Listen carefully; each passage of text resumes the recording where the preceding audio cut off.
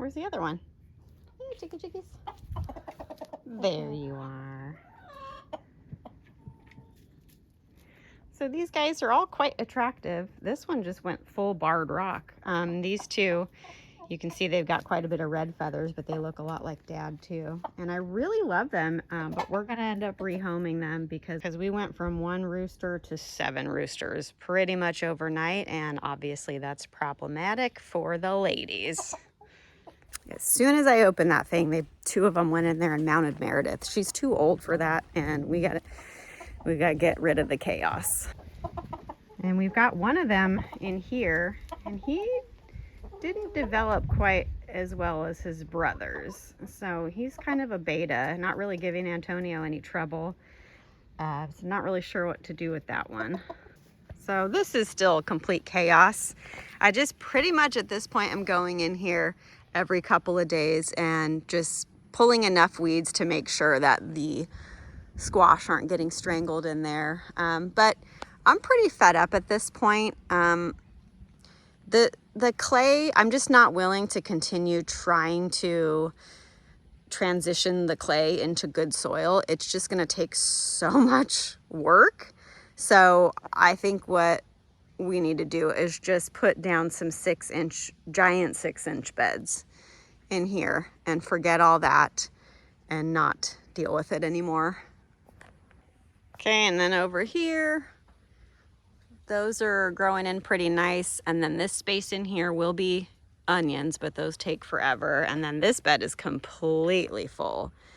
And basically these ones are just growing wild from last year. I did actually put some seeds in there, but the rest of them are they're gonna be surprise tomatoes. Okay, and then this whole corner, other than those dandelions, are potatoes. And they seem to be doing okay. I just got to make sure I keep covering them so none of those potatoes get exposed. And then in here, very last minute, I'll be putting in my chives.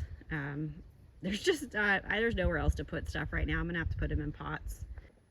And these trees are getting devoured by deer. You see how there's like no leaves on that one? And, you know, obviously they can't thrive if they don't have enough leaves, so I'm getting concerned. These ones are a little taller, so some of those leaves are safe up there.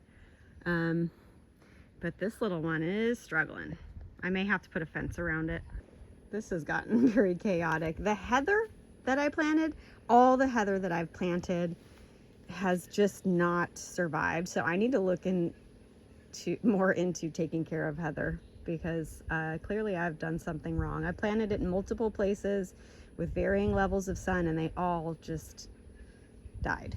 And then these ones, you know, these are ornamental, but they're actually doing okay and I still need to repot them, but they still keep producing some green leaves. I'm pretty surprised about that.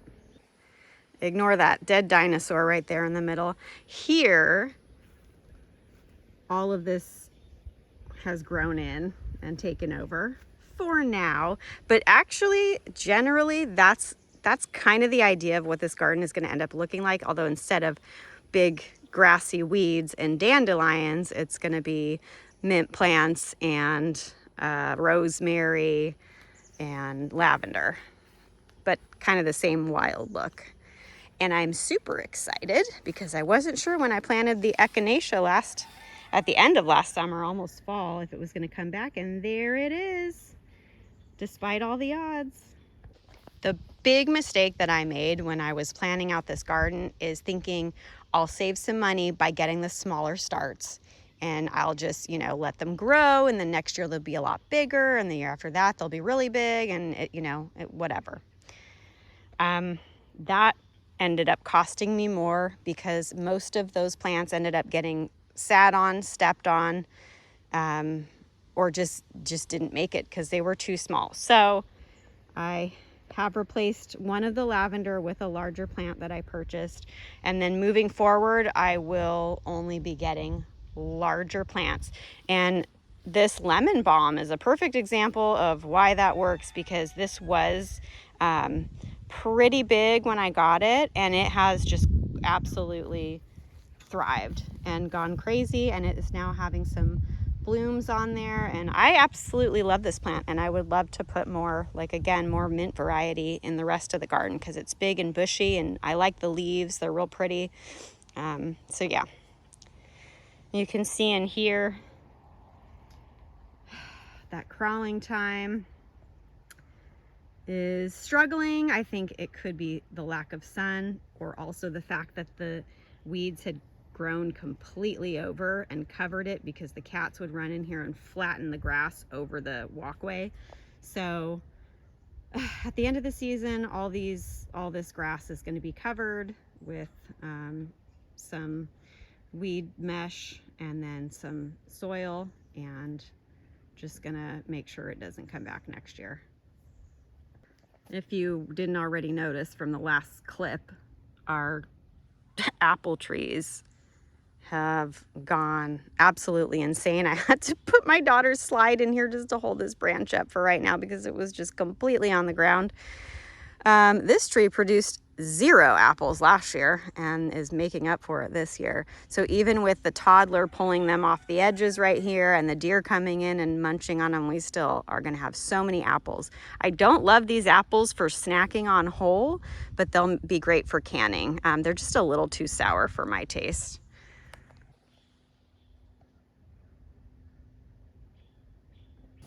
While we were away over the weekend, we did lose another barred rock, so we are down in hens, up in roosters right now, so we need to balance out the chaos.